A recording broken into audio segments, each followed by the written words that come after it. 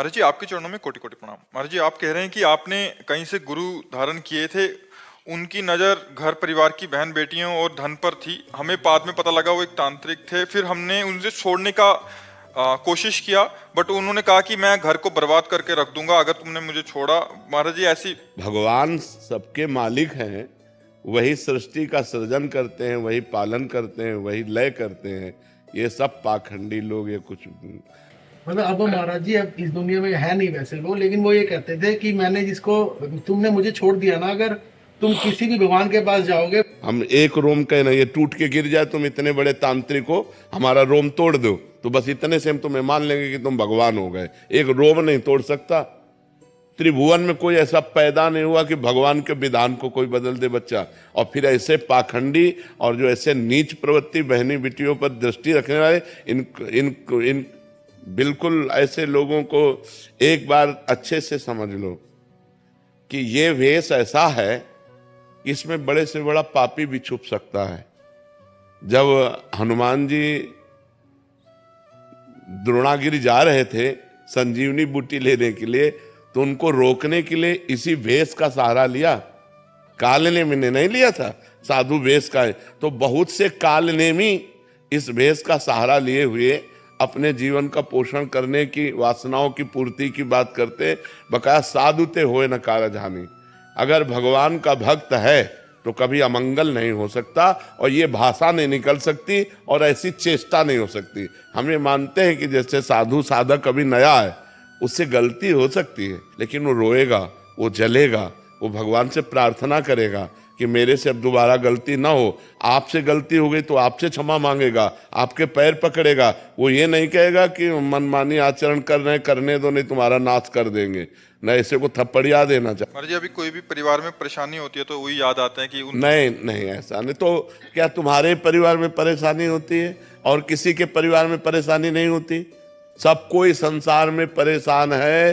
कभी अच्छे कर्मों का फल सुख आता है, कभी बुरे कर्मों का फल दुख आता है। कोई ऐसा नहीं बच्चा। तो प्रभु इससे बाहर कैसे निकलेगा? नाम जप करो, नाम जप से मंगल होगा। इतनी परेशानी हुई है कि बच्चों के रिश्ते भी बंद हो गया। भगवान का नाम जप करो। भगवान का नाम जप करने से ही सर्व अमंगल नष्ट हो जाते हैं।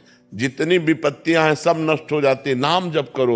हमारे पूर्व के पाप हमें कष्ट दे रहे, कोई तांत्रिक नहीं कष्ट दे रहा है।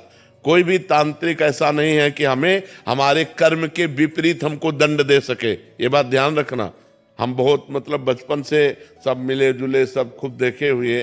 वो ये बोलते थे कि आप कितना मर्जी अच्छा कर्म कर लो, तुम्हारा अच्छे कर्म का फल मैं ले जाऊंगा। तो वो भगवान है क्या? कोई भगवान है? कोई भगवान है? हम तुम्हारा चश्मा नहीं ले सकते।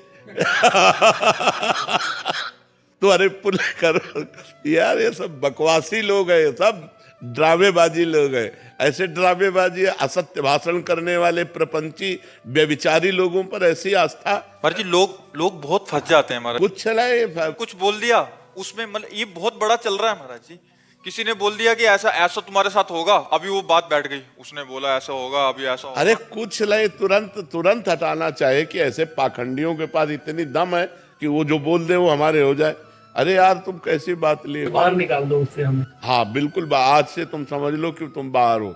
जैसे उसने कहा था ना कि हम तुम्हारा बिगाड़ देंगे, हम आज से कहते हैं कि तुम्हारा कोई बाल बाका नहीं कर पाएगा। नाम जप करो, राधा राधा कृष्ण कृष्ण हरि हरि शिव शिव, जो नाम आपको प्रिय हो। हाँ, राधा राधा राधा राधा राधा, जहाँ राधा वहां कोई बाधा नहीं। यार कोई नहीं परेशान कर सकता। को न काहू के सुख दुख कर दाता, निज कृत कर्म भोग सुन भ्राता। भगवान का नाम जप करो। का हनुमंत विपत्ति प्रभु सोई, जब तो सुमिरन भजन न होई। भगवान का भजन नहीं हो रहा, इसीलिए विपत्तियां हैं। चिंता मत करो, किसी तंत्र फंत्र का कोई प्रभाव नहीं। खूब नाम जप करो, नाम कीर्तन घर में करो। देखो तुम आधा घंटे राधा राधा नाम कीर्तन करो, अभी तुम्हारे घर के सारे अमंगल नष्ट होना शुरू हो जाएंगे। नाम संकीर्तनम यस्य सर्व पाप प्रणाशनम। जहां तक राधा नाम ध्वनि जाएगी सबका मंगल होने लगेगा। रोज आधा घंटा नाम कीर्तन करो ताली बजा के, और राधा राधा नाम जप करो। फिर हमें बताना कि तुम्हारा मंगल हुआ कि नहीं। ठीक है? हाँ, सुहाना।